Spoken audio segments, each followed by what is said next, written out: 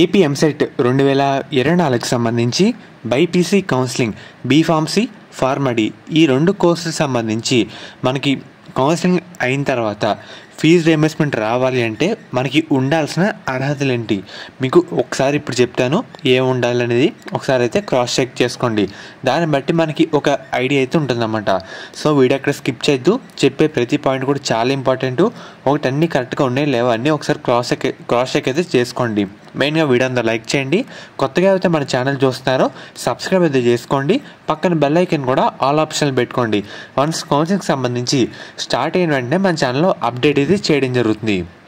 ఇంకా డీటెయిల్స్ చెప్పే ముందు ఫస్ట్ మనకి ఫీజు రీయింబర్స్మెంట్ కౌన్సిలింగ్లో రావాలి అంటే మనం ఒక ఆప్షన్ సర్టిఫికేట్ అయితే అప్లోడ్ చేయాల్సి ఉంటుంది. అదేంటంటే ఇన్కమ్ సర్టిఫికేట్ మరియు వైట్ రేషన్ కార్డ్.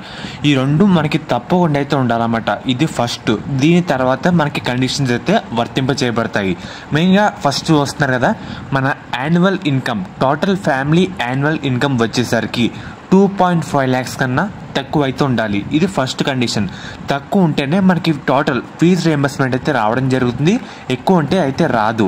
అండ్ అలాగే సెకండ్ పాయింట్ విషయానికి వస్తే మనకి టోటల్ ల్యాండ్కి సంబంధించి ఫ్యామిలీ మొత్తం మీద 10 ఎకరాల కన్నా తక్కువ వెట్ ల్యాండ్ లేదంటే 25 ఎకరాల కన్నా డ్రై ల్యాండ్ లేదంటే 25 ఎకరాలు both wet and dry land అయితే మనకైతే ఉండాలన్నమాట.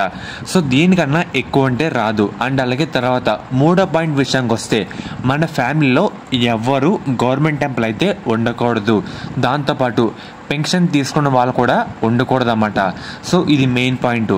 అండ్ అలాగే తర్వాత మెయిన్గా మన ఫ్యామిలీలో 4 వీలర్ ఉన్న వాళ్ళైతే ఉండకూడదు అన్నమాట. ఇన్ కేస్ కార్ కానీ ఏమైనా ఉంటే మనకి ఫీజు రీయింబర్స్మెంట్ అయితే రాదు.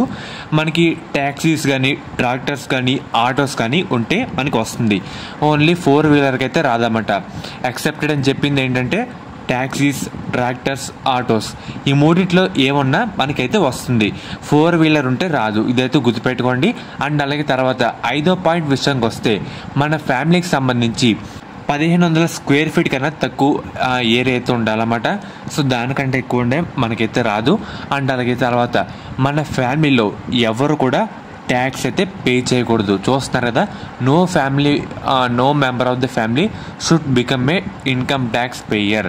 చూస్తున్నారు కదా, ఈ 5 మనకి ఎవరైతే రూల్స్ ఉంటారో ఇవన్నీ కరెక్ట్గా ఉంటేనే మనకి ఫుల్ ఫీజు రీయింబర్స్మెంట్ అయితే రావడం జరుగుతుంది. దాంతోపాటు మీ ఇన్కమ్ సర్టిఫికేట్ అండ్ అలాగే రేషన్ కార్డు కూడా అన్ని కొత్తదైతే అప్డేట్ చేసుకొని రెడీ పెట్టుకోండి.